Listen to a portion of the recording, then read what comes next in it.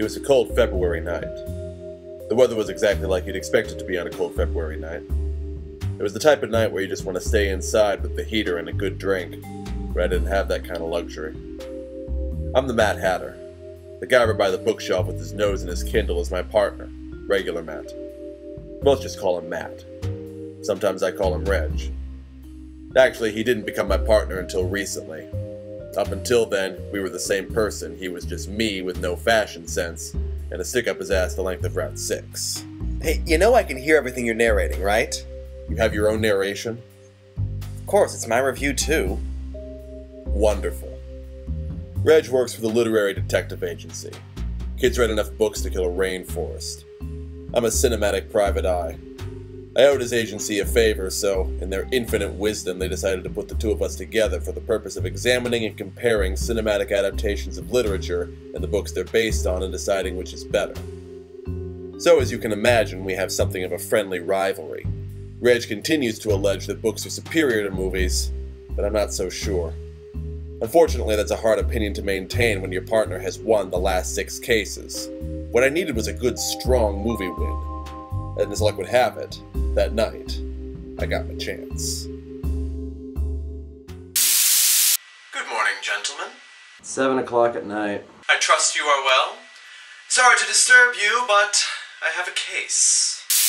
Disney hadn't had a hit animated feature since The Rescuers, and they were in trouble. They needed something to get them up out of the toilet. And what did that something turn out to eventually be? Who Framed Roger Rabbit, the live-action animated combination from 1988. You remember this review, I trust? Of course I do. But that case is closed. I'm not here to ask you to reopen the Little Mermaid case. I want you to look at the other movie that you mentioned in that intro. Who Framed Roger Rabbit? Yes.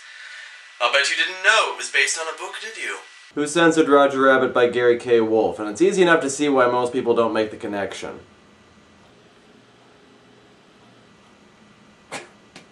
Fine. First of all, it's a pretty tough story to find if you don't have a Kindle. And second of all, the two stories are about as different as two stories can be. I mean, you thought The Prestige had a lot of differences between the book and the movie? I can count on the fingers of one hand the similarities between these two stories. They both take place in a land where toons and humans coexist. They have 4 character names in common: Roger Rabbit, Jessica Rabbit, Baby Herman, and Eddie Valiant, and they both share one line of dialogue. Okay, maybe I can't count it on the fingers of one hand, but the point is, the two stories are completely different. The characterizations are different, the plots are different, even the tones are different. If not for the title character, you wouldn't even know it was the same story. And you want us to compare it to the 1989 Robert Zemeckis film starring Bob Hoskins, which was groundbreaking in its use of animation technology, rekindled an interest in classic animation, and thereby helped to start the Disney Renaissance, and told a damn good story to boot. And decide which one is better? Precisely. This may just have been the break I was looking for. A virtual unknown book against a movie that had started the Disney Renaissance? How could I refuse such an opportunity? Alright, Spot. We'll take your case. Excellent. This message will self-destruct in 10 seconds. But you mean you were recording the whole time? Yes. Alright, let's get cracking.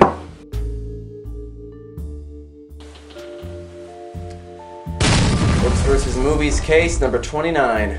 Who Censored Roger Rabbit versus Who Framed Roger Rabbit.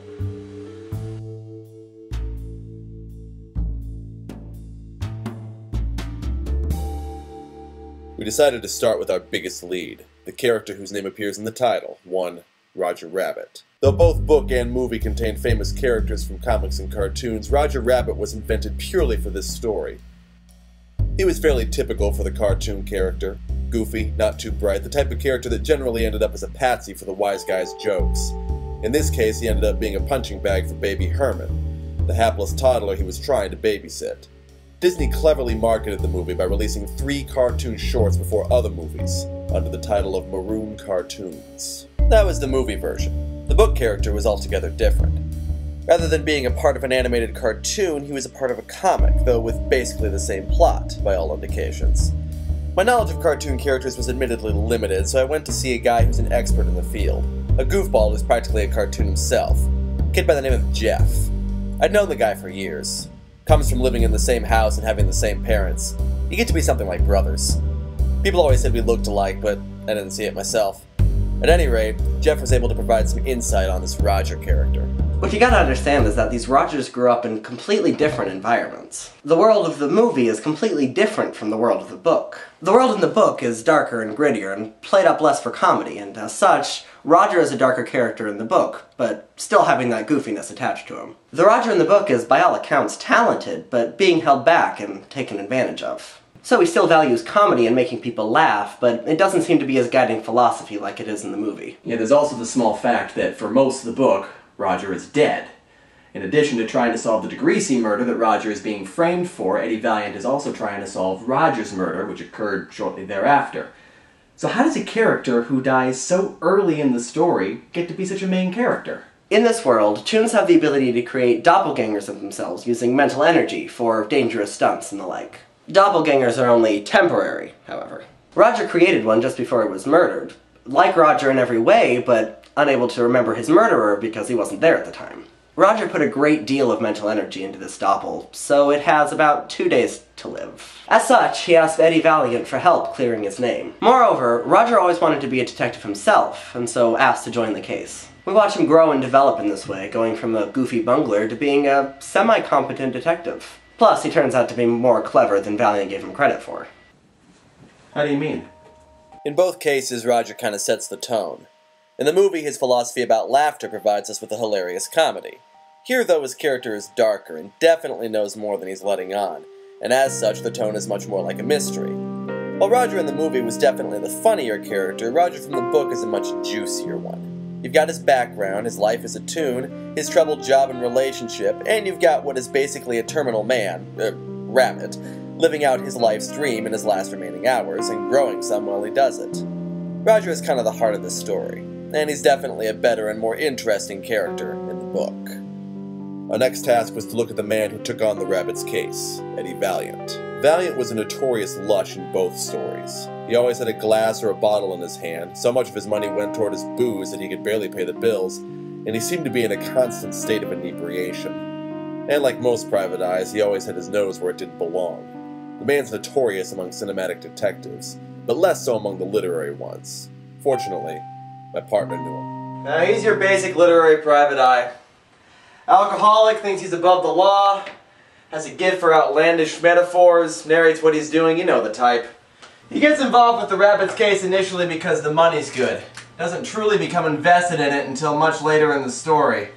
Up until then, he pretty much just shares the prejudice that's inherent in this world against Toons. He doesn't even like the Rabbit, at least not at first. What about his brother? His brother? No, you're thinking of the cinematic Eddie Valiant, played by Bob Hoskins. Right. Now this Eddie Valiant is pretty much the same as yours, except the movie actually gives him a history to explain his hatred for Toons and his drinking. In the movie, Eddie Valiant was actually a private detective for Toons, working with his brother Teddy, but one day, Teddy was killed by a Toon, and ever since then, Eddie soured on them. Started drinking and pretty much hated Toons as a rule. As such, in the movie it shows that he has a pretty good understanding of how Toons work. He understands Toon logic, if such a thing exists. And we start to see him face his demons and get to the point where he's working with Toons again and even enjoying himself while doing it. So this Eddie Valiant actually has a little bit more growth and depth. Your Eddie Valiant is basically just a typical stereotypical private eye. I don't think you can say typical stereotypical. Well, at any rate, he's an interesting character, but he doesn't really go anywhere except to tolerate Roger and get over some of his Toon prejudice. Where Roger is the pivotal character of the book, Eddie's the pivotal character of the movie. And overall, he's just a more likable guy, so I think we gotta give it to the movie on this one. Alright, now we got a lot of other characters to go through. How do you want to split them up? Alright, well why don't you take Baby Herman and the book characters, I'll take Jessica Rabbit and the movie characters. Deal. Let's roll. Baby Herman was another character from both book and movie, but I never was that great with children, so I went to see someone who was. Unfortunately, it meant visiting another relative, this one with a sharper tongue and a bit of a history with butting in on my cases.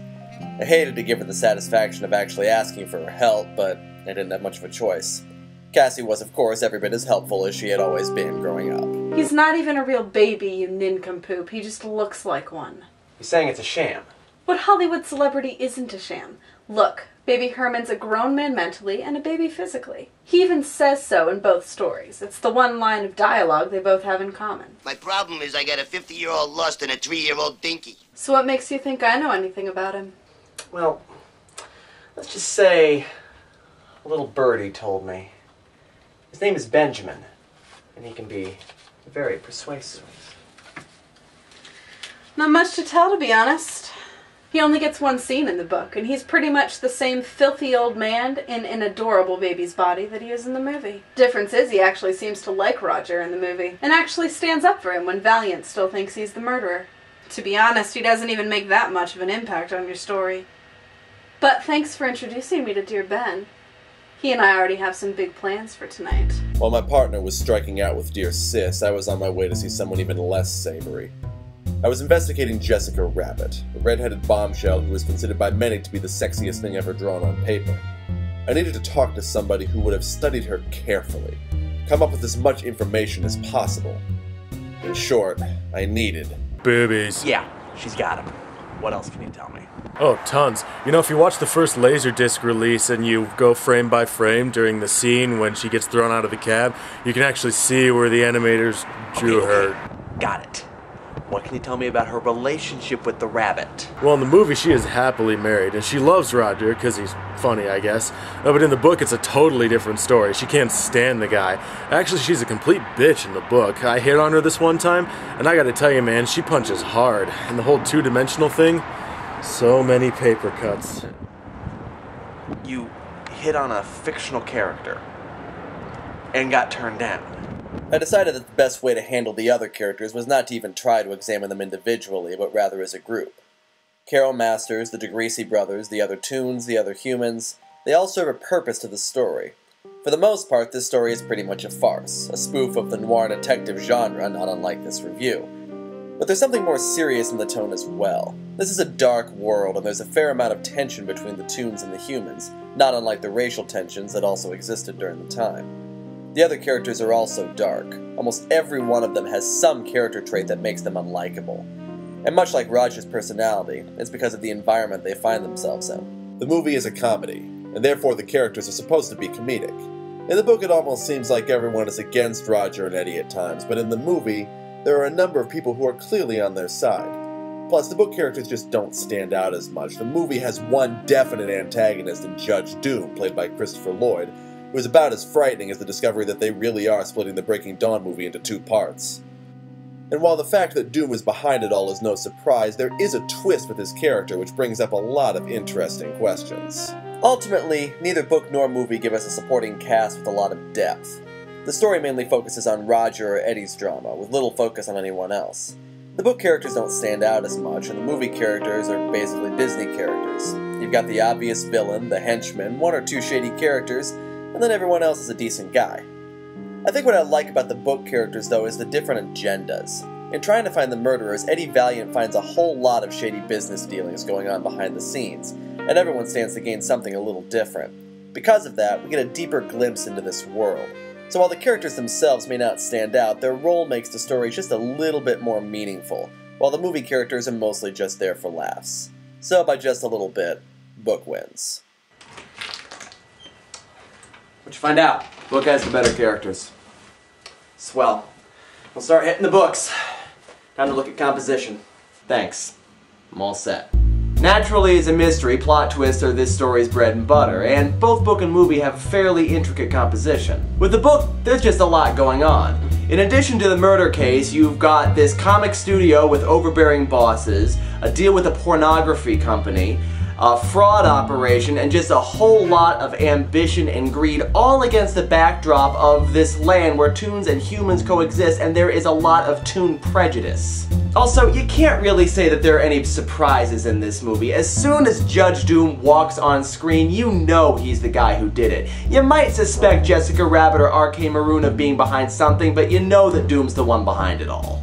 In the book, you honestly have no idea who's a good guy, who's a bad guy, even among the supposed protagonists. The only person that you know isn't involved in any of this is Eddie, and that's only because he's the one telling the story. Yeah, sure, but you gotta admit, the book's composition is pretty confused. I mean, at times it feels like it was all written in one go, and then the author went back and just scattered a few plot elements around without really thinking them through. Both book and movie have some sort of mysterious plot element that our characters are trying to find. The teapot in the book and the will of Marvin Acme in the movie. In the movie, the will is very cleverly hidden and revealed, but the teapot in the book almost feels like an afterthought. And yeah, I know that the identity of the murderer in the movie doesn't really come as a surprise, but there is a plot twist with this character that was pretty cleverly hinted at throughout the movie. So for that reason, I think that the movie was more cleverly conceived and had the better composition. Alright, fair enough. Now if you'll excuse me, I'm going to read up on imagery. As I had already surmised, this story was attempting to spoof cheesy noir-style mysteries. As such, you had a lot of outlandish metaphors in the descriptions, which made for a pretty fun read. And in both versions of the story, the tunes operate on tune logic, different from regular logic. The difference is that the emphasis in the book is on comic tunes, so tunes speak with the use of speech bubbles, which is how Roger's last words are known. But far from simply telling us what the characters say, the speech bubbles also reflect their moods and tones, and can sometimes become comically obtrusive. So we get a somewhat silly and yet dark atmosphere that's fun to read. That being said, however, you can't deny the quality of the movie's imagery. It's not the first time live action and animation have been put together, but never had it been done so effectively. I knew someone who had not only studied animation, but was something of an expert on Disney movies, good and bad. His name was Coded Lock Films, an okay Joe who had sadly been driven to drink by Disney Direct DVDs. His drinking problem was extreme. Any novelty soda he could get his hands on, he put away. I've got a taste for the stuff myself, don't get me wrong, but when you willingly take a sip of Tab, it's probably time for an intervention. I caught him between reviews. Well, the animation was primarily done by Richard Williams, who was one of the more brilliant animators of the 20th century, but it wasn't just the animation that made the imagery of this movie stand out. The story takes place in a world where animated tunes and humans coexist. Of course, that's easy enough to imagine when you're reading it in a book, but it's another thing entirely to actually see it on the big screen. I mean, these tunes have to manipulate objects in the same way that humans do. Anytime they touch something, it's gotta move. Anytime they're carrying something, it's gotta look like they're actually carrying it. Anytime they interact with any of the live-action actors, it's gotta look like they're talking to an actual person and not just a hunk of thin air. It boggles the mind to think about how much planning and work had to go into something like that, to say nothing of the animation work and the brilliant acting. And even more so, it worked. They made you believe that those tunes were really there, because they paid so much attention to the little things that most people don't even think about. Ugh. Pretty damn impressive if you ask me. If you don't give the movie the point for this one, then you are definitely one brick short of a full deck. Or you're not the sharpest bulb in the shed. Or the lights are on, but the fries aren't in your Happy Meal. What? I don't know, man. Jesse's mixed metaphors notwithstanding, I knew we weren't through yet. One of the things that made these stories so different was the universe each one created, the lands where humans and tunes coexist. Loath though I was to do it, I knew I had to see dear old Sis again for this one. No one knew more about living outside of reality than she did. Except maybe Jeff. You have to look at them both separately. First of all, the tunes have different purposes. They're both part of the entertainment media, but in the book they focus on the funnies. These tunes pose scenes, a photographer takes their picture, and boom, you've got a comic strip. What about the movie? Well, the movie, logically, focuses more on animated cartoons, treating the tunes like actors in a movie. Kinda makes sense, doesn't it? The book is about what you read, and the movie is about what you watch. So what does that mean for the universe? Well, for one thing, the celebrity cameos are different. In the book, you've got comic strip characters like Hagar the Horrible, the Bumsteads, Beetle Bailey, and like that. In the movie, you've got your classic animated characters from various animation studios, including the first and so far only time that Bugs Bunny and Mickey Mouse have appeared on screen together. Plus, these being cartoon characters, they operate on cartoon logic. What does that mean? Think about it, you've never seen a cartoon before? You can do anything you want with them. Shoot them, drop a safe on their heads, push them off a cliff, and they'll keep coming back, good as new. There's no way to kill a Toon in this universe, except for the dip that Judge Doom creates. That's why the dip is such a big deal to them. And you can kill a Toon in the other universe? That's how Roger dies at the beginning. He gets shot.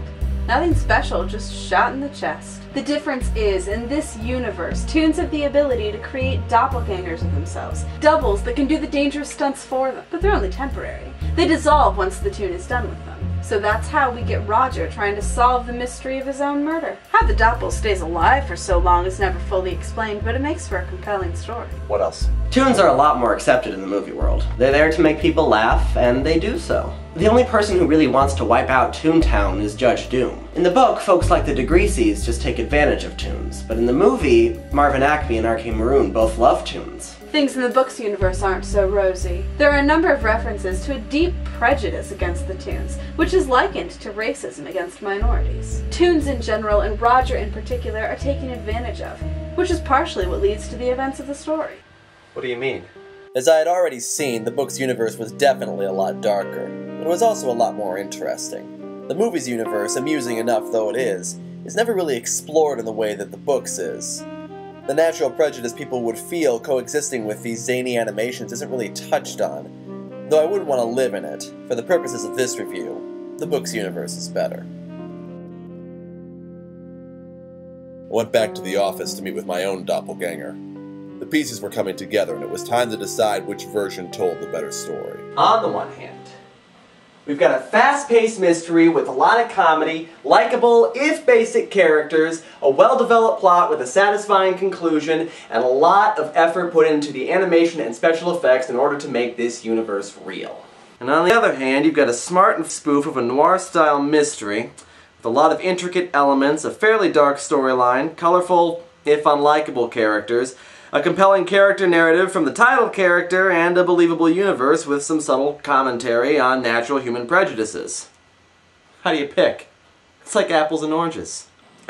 More like apples in the color blue. What's that supposed to mean? Oh, come off it, Reg! No one's heard of your book! The only reason it's known is because of the movie! Your book wasn't groundbreaking, and the movie was. Look at what it did for the Disney Renaissance. Look at what it did for animation in general. Yeah, that's swell, Hatter, but it only tells us the legacy of the story and not the quality of the story itself. And if you ask me, the book has got a damn good one. The movie is a Disney movie, through and through. The guy that everyone expects to be the bad guy is the bad guy. He's killed, the good guy is saved, and he gets the girl, and he finds his passion again, and they all live happily ever after. The end.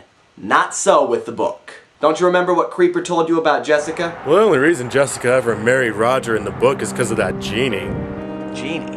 Yeah, it's kind of weird. There's like a genie living in a teapot or something, and if you say something about your dreams coming true, then it appears and it grants your wishes. And so Roger accidentally wishes for Jessica to marry him, and then the magic wears off, and she's all like, "You, no, I don't like furries," and she goes back to hating him. Like I said, man, bitch. That genie is the big plot twist with Roger's murder and the mystery of the teapot. Isn't that a little out in left field? Hell, Hatter. It's not even in the same damn ballpark. But it does add some interest to the universe that this book takes place in, and the genie is kind of interesting. Kind of. But they botched it by making him into a stereotype. And what about Rocco DeGreasy's murder, the other murder case? Well, see, that's where it gets interesting. In both versions, pretty much everyone suspects that Roger is the murderer. All the evidence points to him being the murderer, and he definitely has the motive for being the murderer. And in the end... Roger was the murderer. What? DeGreasy pushed him too far. Because he was a Toon, he got pushed around and taken advantage of. And in the end, he snapped and did the guy in. So the big plot twist in the book is that there was no plot twist? The obvious choice was the actual murderer? Correct, which is actually kind of refreshing, and it gets even better. According to Jeff, Roger turns out to be cleverer than Valiant gave him credit for. How do you mean? The whole reason Roger hired Valiant in the first place was so he could pin the crime on him. Roger didn't count on getting murdered himself, of course. He even made the doppelganger so he would have an alibi.